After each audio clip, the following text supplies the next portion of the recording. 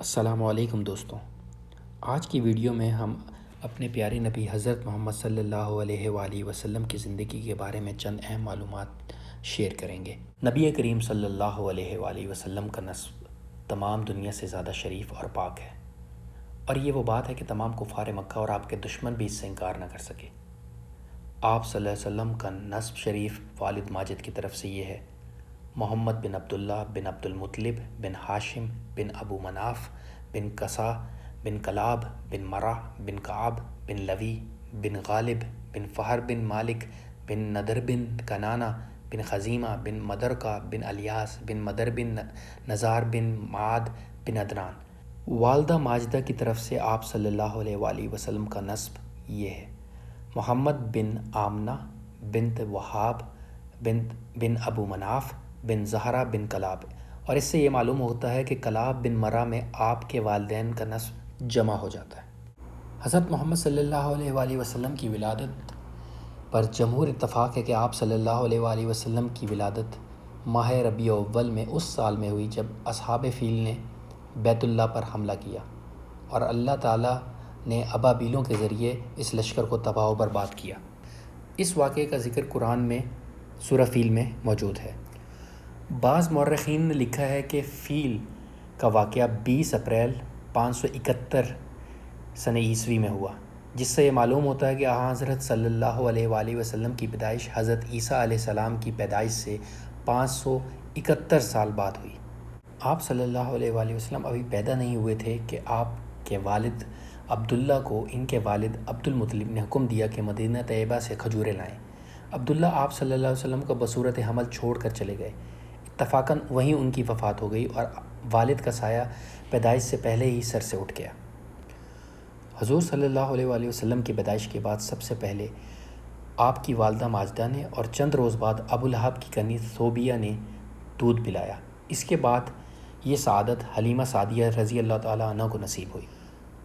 عرب کی یہ عادت عام تھی کہ بچوں کو دودھ پلانے کے لیے قریب و جوار کے دیہات میں بھیج دیتے تھے، جس سے بچے کی جسمانی صحت بھی اچھی ہو جاتی تھی اور خالص عربی بھی سیکھ جاتے تھے۔ اس لیے گاؤں کی عورتیں اکثر شہروں میں شیرخوار بچے لینے کے لیے جایا کرتیں۔ حضرت حلیمہ سعدیہ کا بیان ہے کہ میں طائف سے بنی سعد کی عورتوں کے ہمراہ دودھ پینے والے بچوں کی تلاش میں مکہ کو چلی۔ اس سال قحط تھا، میری گود میں ایک بچہ تھا، مگر فاقے کی وجہ سے اتنا دودھ نہ تھا جو اس کو کافی ہو سکے۔ رات بھر وہ بھوک سے تڑپتا تھا اور ہم اس کی وجہ سے بیٹھ کر رات گزارتے تھے۔ ایک اونٹنی بھی ہمارے پاس تھی، مگر اس کے بھی دودھ نہ تھا۔ بمشکل مکہ پہنچے تو رسول اللہ صلی اللہ علیہ وسلم کو جو عورت دیکھتی تھی، یہ سنتی تھی کہ آپ صلی اللہ علیہ وسلم یتیم ہیں، تو کوئی قبول نہ کرتی، کیونکہ زیادہ انعام و اکرام کی توقع نہ تھی۔ ادھر حلیمہ کی قسمت کا ستارہ چمک رہا تھا۔ ان کے دودھ کی کمی ان کے لیے رحمت بن گئی، کیونکہ دودھ کم دیکھ کر کسی نے ان کو بچہ دینا گوارا نہ کیا۔ حلیمہ فرماتی ہیں کہ میں نے اپنے شوہر سے کہا کہ یہ اچھا نہیں معلوم ہوتا کہ خالی ہاتھ واپس جائیں، خالی سے بہتر ہے اس چیز ہے کہ یتیم بچے کو لے چلو۔ شوہر نے منظور کیا۔ خدا کا فضل تھا کہ حلیمہ کی قسمت جاگی اور سرور کائنات صلی اللہ علیہ وآلہ وسلم ان کی گود میں آ گئے۔ رات کو جب دودھ پلانے بیٹھی تو برکات کا ظہور شروع ہو گیا۔ اس قدر دودھ اترا کہ آپ نے بھی اور آپ صلی اللہ علیہ وآلہ وسلم کے رضائی بھائی نے بھی خوب سیر ہو کے دودھ پیا۔ اس کے بعد اونٹنی کے تھن بھی دودھ سے لبریز تھے۔ میرے شوہر نے اس کا دودھ نکالا اور ہم سب نے سیر ہو کر دودھ پیا۔ اس طرح حلیمہ سعدیہ نے بہت ساری برکات کا مشاہدہ کیا۔ ان کے ہاں قحط کا خاتمہ ہوا، ان کے جانور دودھ سے لبریز ہوئے، یہاں تک کہ ان کے علاقے کے لوگوں نے کہنا شروع کر دیا کہ اپنی بکریوں کو وہاں چراؤ جہاں حلیمہ کی بکریاں چرنے جاتی ہیں۔ مگر ایک ہی جگہ چرنے کے باوجود دوسری بکریاں دودھ سے خالی رہیں۔ 2 سال پورے ہونے کے بعد حلیمہ سعدیہ نے آپ صلی اللہ علیہ وآلہ وسلم کا دودھ چھڑایا۔ آپ صلی اللہ علیہ وآلہ وسلم کا نشو و نما اور سب بچوں سے اچھا تھا کہ 2 سال ہی میں اچھے بڑے معلوم ہونے لگے۔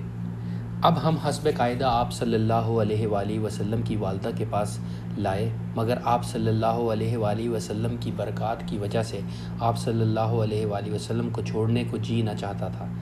اتفاقاً اس سال مکہ میں طاعون کی بیماری پھیل رہی تھی۔ ہم وبا کا بہانہ کر کے آپ صلی اللہ علیہ وآلہ وسلم کو واپس لے آئے۔ آپ صلی اللہ علیہ وآلہ وسلم ہمارے پاس رہے باہر نکلتے اور لڑکوں کو کھیلتے ہوئے دیکھتے تھے، مگر خود علیحدہ رہتے تھے۔ ایک روز مجھ سے فرمانے لگے کہ میرے دوسرے بھائی دن بھر نظر نہیں آتے، وہ کہاں رہتے ہیں؟ میں نے کہا وہ بکریاں چراتے ہیں۔ آپ صلی اللہ علیہ وآلہ وسلم نے فرمایا کہ مجھے ان کے ساتھ بھیجا کرو، اور اس کے بعد آپ صلی اللہ علیہ وسلم اپنے رضاعی بھائی عبداللہ کے ساتھ جایا کرتے تھے۔ ایک دن دونوں مویشی میں پھر رہے تھے کہ عبداللہ دوڑتے اور ہانپتے ہوئے گھر پہنچے اور اپنے باپ سے کہا کہ میرے قریشی بھائی کو 2 سفید کپڑوں والے آدمیوں نے پکڑ کر لٹایا اور شکم چاک کر دیا، میں ان کو اسی حالت میں چھوڑ آیا ہوں۔ ہم گھبرائے ہوئے جنگل کو دوڑے، دیکھا کہ آپ صلی اللہ علیہ وآلہ وسلم بیٹھے ہیں مگر کچھ خوف زدہ ہیں۔ میں نے پوچھا کہ بیٹا کیا بات ہے؟ فرمایا 2 شخص سفید کپڑے پہنے ہوئے آئے، پیٹ چاک کر کے اس میں سے کچھ ڈھونڈ کر نکالا، معلوم نہیں کیا تھا۔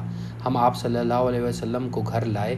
جب آپ صلی اللہ علیہ وآلہ وسلم کی عمر شریف 4-5 برس ہوئی تو مدینہ سے واپسی ہوتے ہوئے بمقام ابوا آپ صلی اللہ علیہ وآلہ وسلم کی والدہ نے بھی دنیا سے رحلت فرمائی۔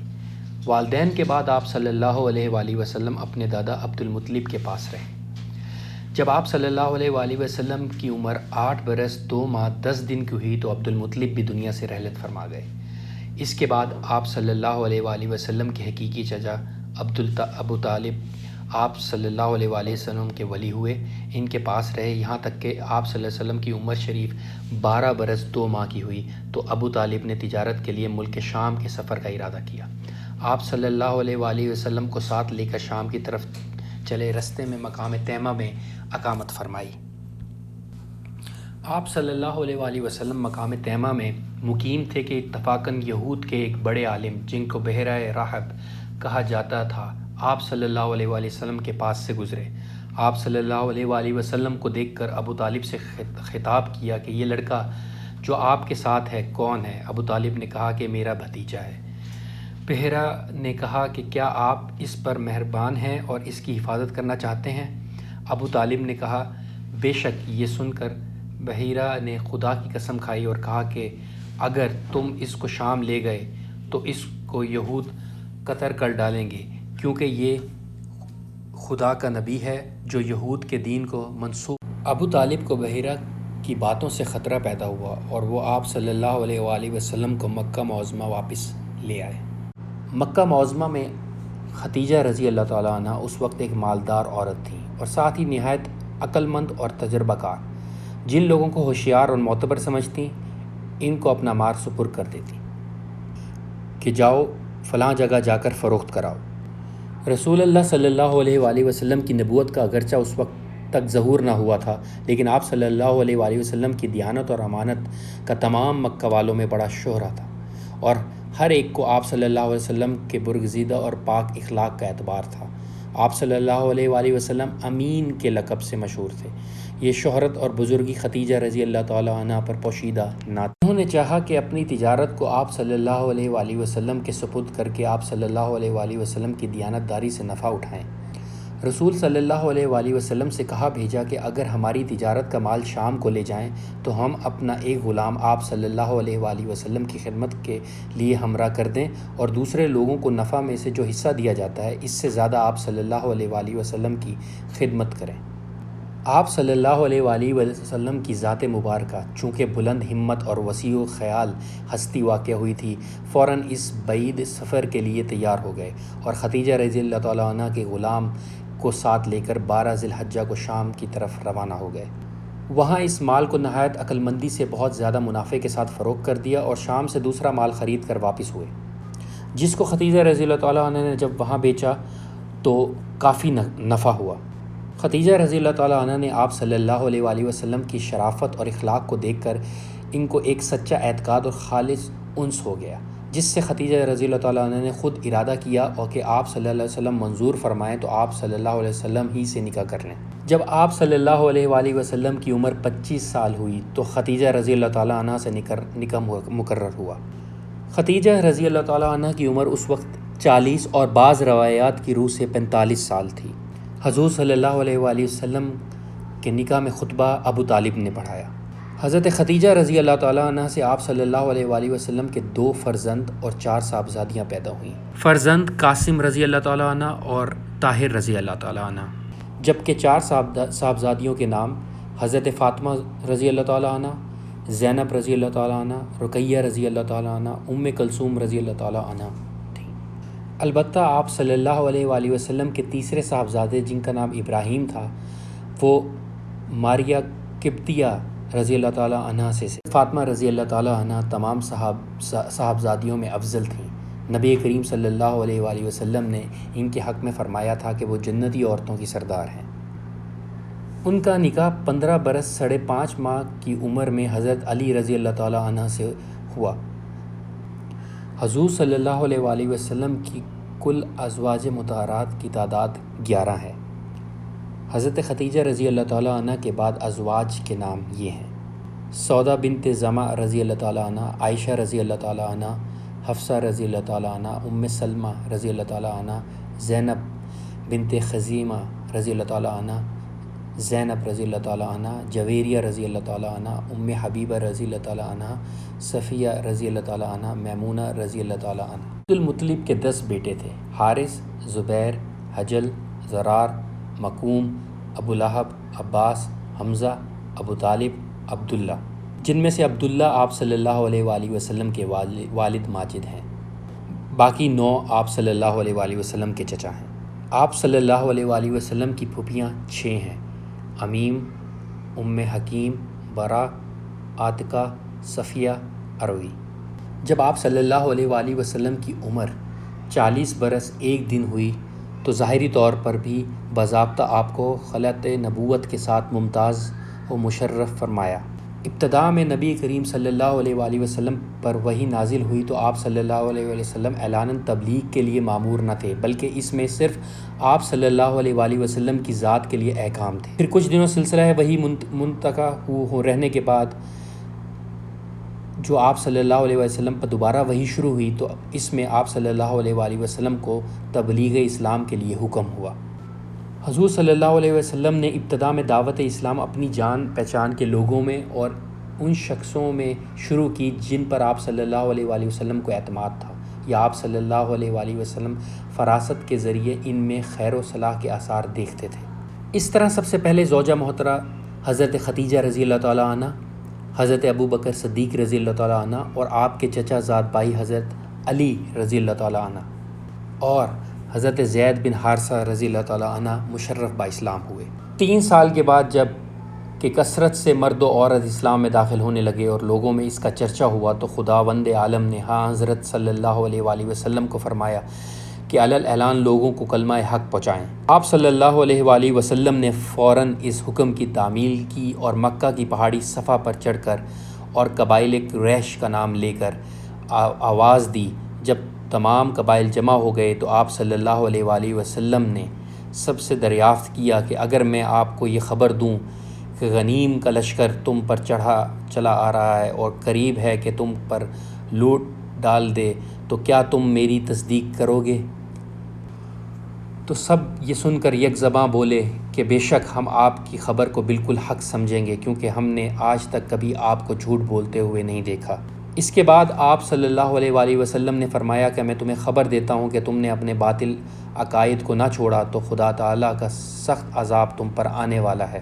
جب دعوت کا سلسلہ اسی طرح جاری رہا تو عرب کو جب یہ معلوم ہوا کہ آپ کی وحی میں ان کے بتوں کی حقیقت کھولی گئی ہے تو وہ آپ صلی اللہ علیہ وسلم کی عداوت کے لیے کھڑے ہو گئے اور ان کی ایک جماعت آپ صلی اللہ علیہ وسلم کے چچا ابو طالب کے پاس آئی کہ وہ آپ صلی اللہ علیہ وسلم کو اس قسم کی باتوں سے روک دیں اور یا آپ ان کی حمایت چھوڑ دیں۔ جب عرب کو اس پر بھی صبر نہ ہوا تو ابو طالب کے پاس آئے اور سختی سے ان سے مطالبہ کیا کہ اپنے بھتیجے کو باز رکھیں ورنہ ہم سب تمہارے خلاف جنگ کریں گے یہاں تک کہ فریقین میں سے کوئی ایک فنا ہو جائے۔ اب تو ابو طالب کو بھی فکر ہوئی اور حضرت صلی اللہ علیہ وسلم سے اس معاملے میں گفتگو کی۔ آپ صلی اللہ علیہ وآلہ وسلم نے فرمایا، اے بزرگوار، خدا کی قسم اگر میرے داہنے ہاتھ میں آفتاب اور بائیں ہاتھ میں مہتاب لا کر رکھ دیں اور یہ چاہیں کہ میں خدا کا کلمہ اس کی مخلوق کو نہ پہنچاؤں تو میں ہرگز اس کے لیے آمادہ نہیں ہو سکتا، یہاں تک کہ خدا کا سچا دین لوگوں میں پھیل جائے اور یا کم از کم اسی جدوجہد میں اپنی جان دے دوں۔ ابو طالب نے جب یہ رنگ دیکھا تو کہا اچھا جاؤ تم اپنا کام کرتے رہو، میں تمہاری حمایت و نصرت کسی وقت ہاتھ نہ اٹھاؤں گا۔ جب قریش اپنی تدبیروں میں ناکام رہے اور دیکھا کہ روز آپ صلی اللہ علیہ وسلم کی دعوت عام ہوتی جاتی ہے اور لوگ کثرت سے اسلام میں داخل ہو رہے ہیں، تو اب ہر قسم کی ایذا کی رسائی شروع کی۔ مکہ کے چند اوباش لوگوں کو جمع کر کے اس پر آمادہ کیا کہ وہ آپ صلی اللہ علیہ وآلہ وسلم کا حل مجلس میں اور جس صورت ممکن ہو آپ صلی اللہ علیہ وسلم کو تکلیف پہنچائیں۔ ایک مرتبہ آپ صلی اللہ علیہ وآلہ وسلم کعبہ شریف کے پاس نماز پڑھ رہے تھے۔ جب سجدے میں گئے تو ابو جہل نے موقع کو غنیمت سمجھ کر ارادہ کیا کہ آپ صلی اللہ علیہ وآلہ وسلم کا سر مبارک کچل ڈالے، مگر جب پتھر لے کر آپ صلی اللہ علیہ وآلہ وسلم کے قریب پہنچا تو ہاتھ کانپ جاتے ہیں اور پتھر ہاتھ سے گر جاتا ہے۔ رنگ فک ہو جاتا ہے اور بھاگ کر اپنی جماعت کے پاس آتا ہے اور کہتا ہے کہ جب میں نے آپ صلی اللہ علیہ وآلہ وسلم کے سر کی جانب ہاتھ بڑھانے کا ارادہ کیا تو ایک عجیب وضع کا اونٹ منہ کھولے ہوئے میری طرف جھپٹا اور قریب تھا کہ مجھے کھا جائے۔ میں نے ایسا اونٹ آج تک کبھی نہیں دیکھا۔ یہ واقعہ ہے جو کفار کے مجمع میں سب کے سامنے پیش آیا اور خود کفار کے سردار ابو جہل نے اس کا اقرار کیا۔ نبوت کے 10ویں سال ماہ شوال کے نصف پر حضرت محمد صلی اللہ علیہ وآلہ وسلم کے چچا ابو طالب کی وفات ہوئی۔ اس کے تقریباً 3 دن بعد حضرت خدیجہ رضی اللہ تعالیٰ عنہ کی وفات ہوئی۔ اسی لیے حضرت صلی اللہ علیہ وآلہ وسلم نے اس سال کو غم کا سال قرار دیا۔ ہجرت کا 5واں سال اسلام کی تاریخ میں بہت اہمیت رکھتا ہے۔ یہی وہ سال ہے جس میں حضور صلی اللہ علیہ وسلم معراج پر تشریف لے گئے۔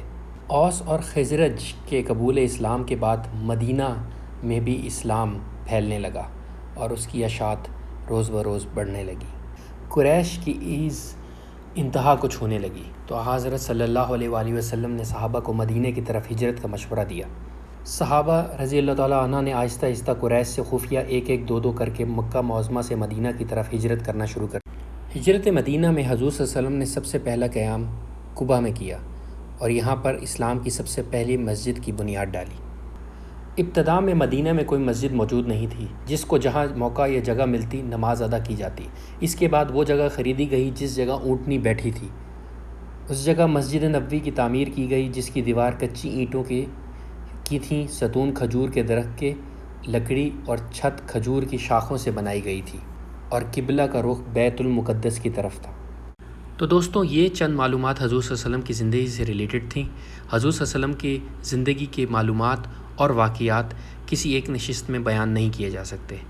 امید کرتا ہوں یہ معلومات آپ کے لیے مفید ثابت ہوں گی اور اللہ سے دعا کرتا ہوں کہ اگر مجھے اس معلومات کو آپ تک پہنچانے میں کوئی غلطی ہو تو اللہ مجھے معاف فرمائے۔